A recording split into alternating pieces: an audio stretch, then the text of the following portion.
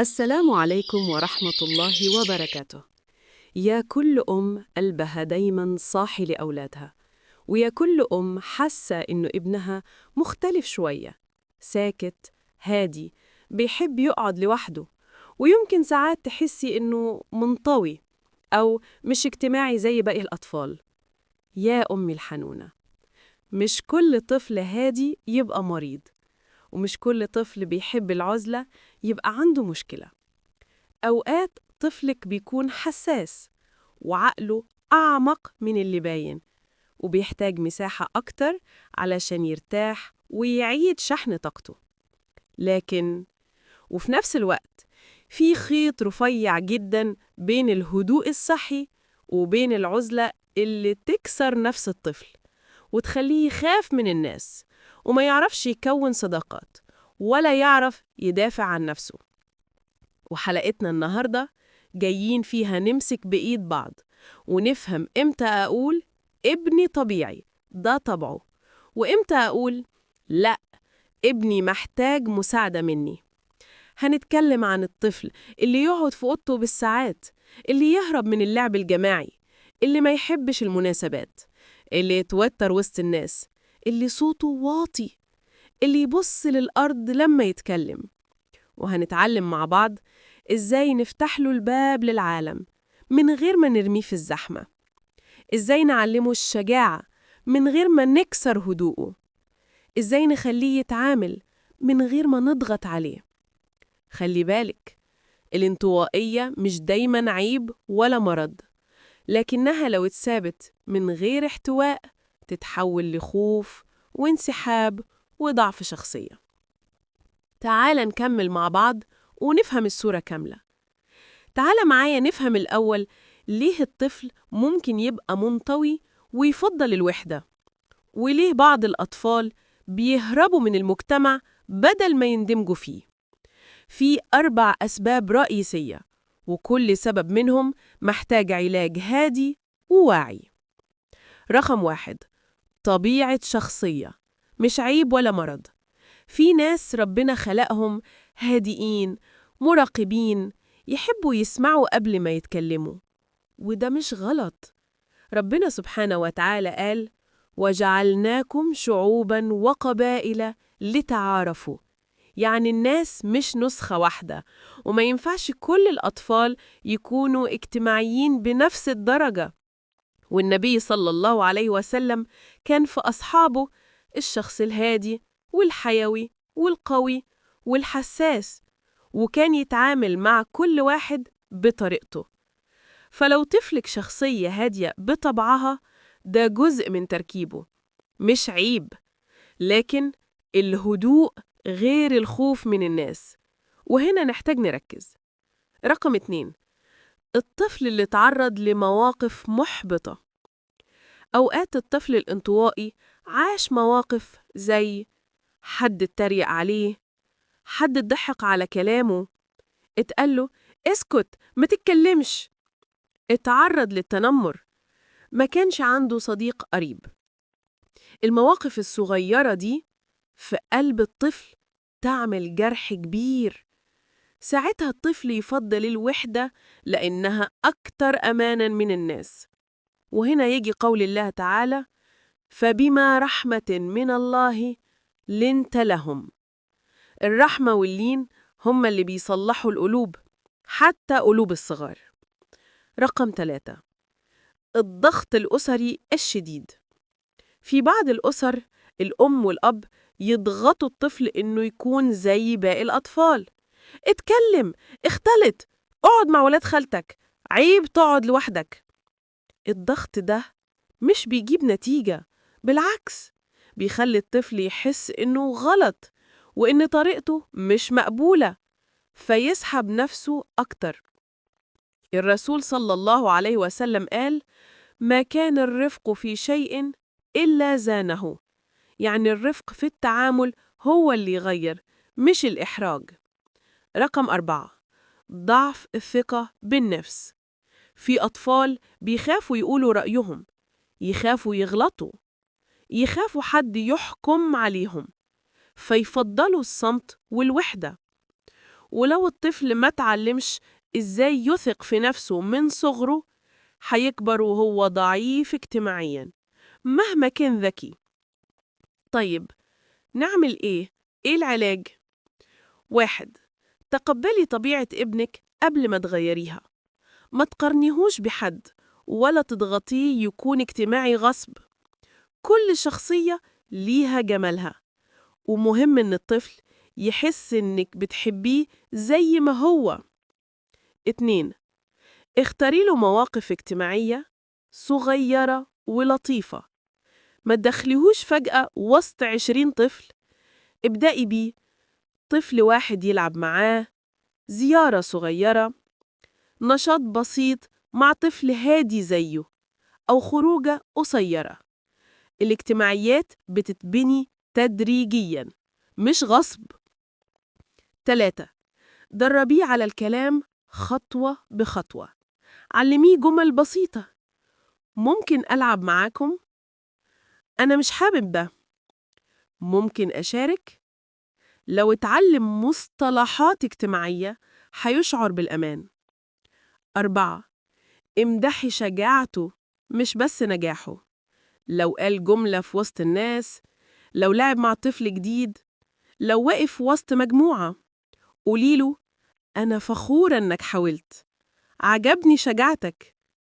المدح بيبني الثقة أكتر من أي تدريب. 5. خففي الإحراج وازرعي الأمان. أكبر غلط تدمري الطفل الهادي إننا نقوله قدام الناس: ده خجول قوي، ما بيعرفش يتكلم، ده منطوي، ده زي القط. كل كلمة من دول بتثبت المشكلة جوه الطفل بدل ما تعالجها. 6. ادعيله بالثبات والسكينة، لأن ربنا هو اللي بيصلح الخوف الداخلي. رب اشرح لي صدري. ادعيها لابنك، ربنا يشرح صدره للعالم ويقويه.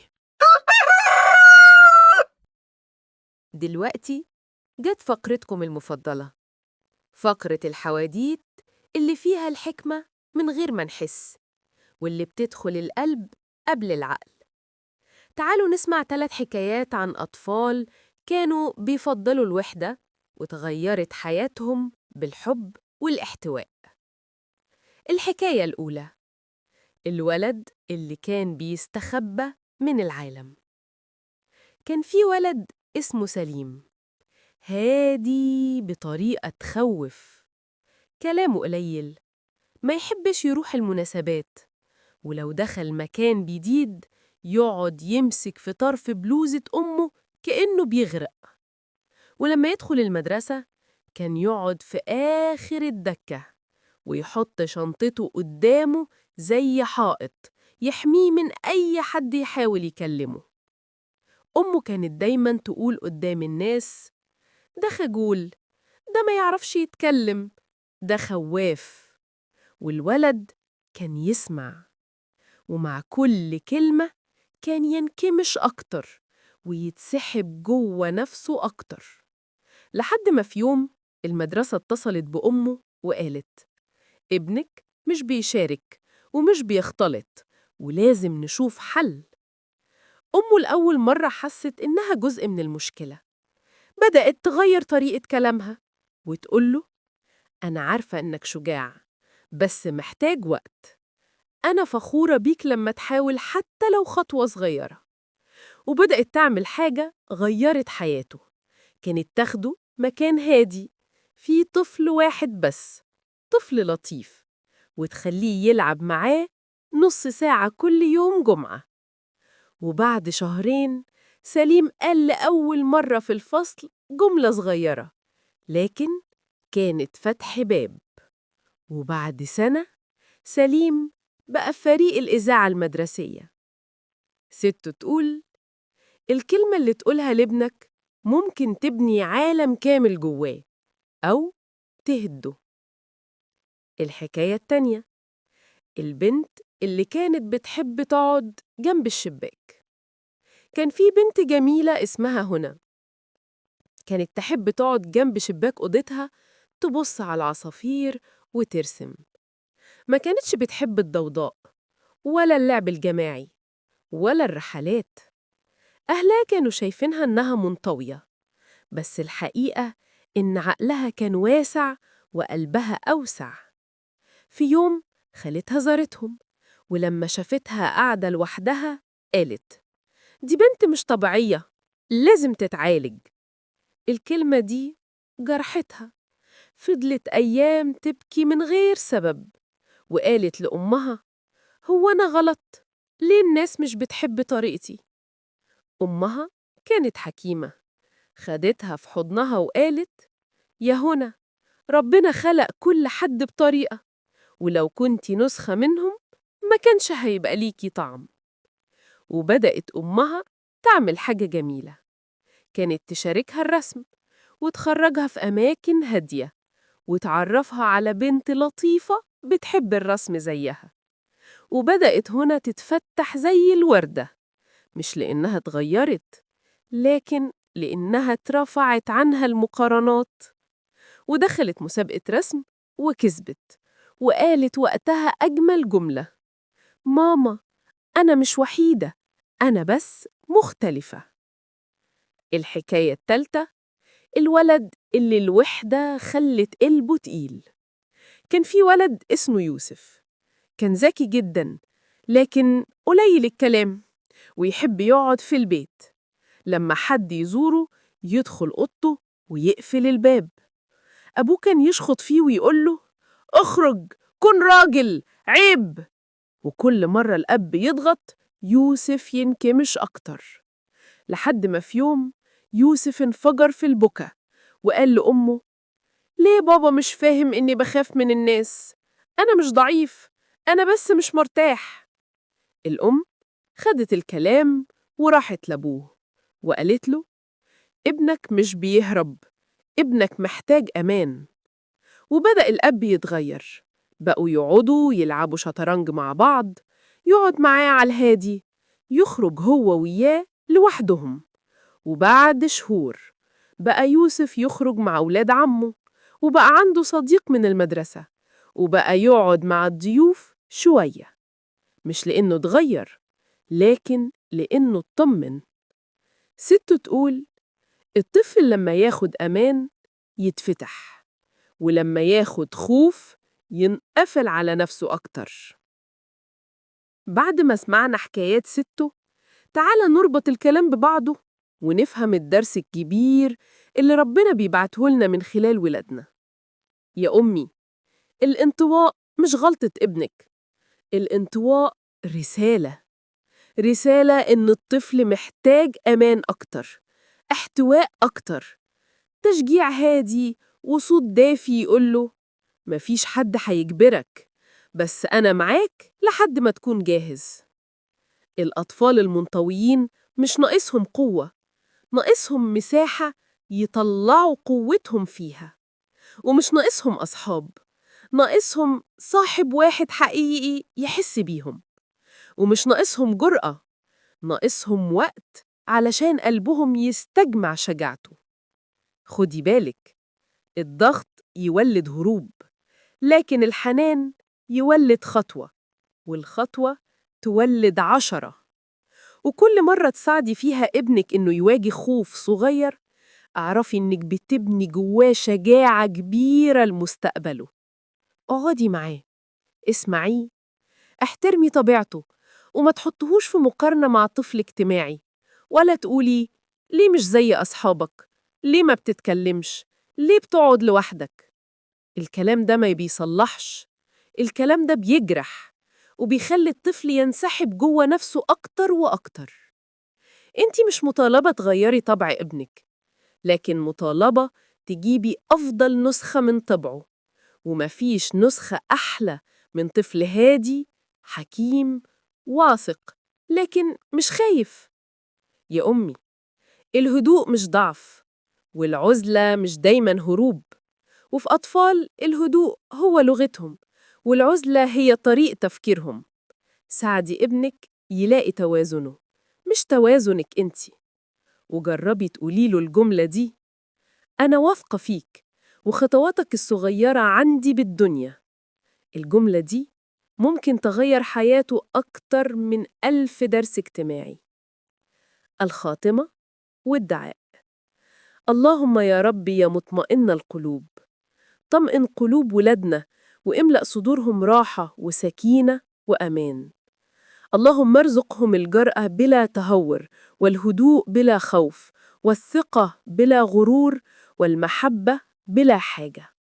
اللهم اجعل أولادنا يا رب منفتحين على الحياة من غير ما تضيع هويتهم، واجعلهم اجتماعيين بالحكمة مش بالمقارنة، واجعلهم أقوياء من جوه قبل ما يكونوا أقوياء قدام الناس.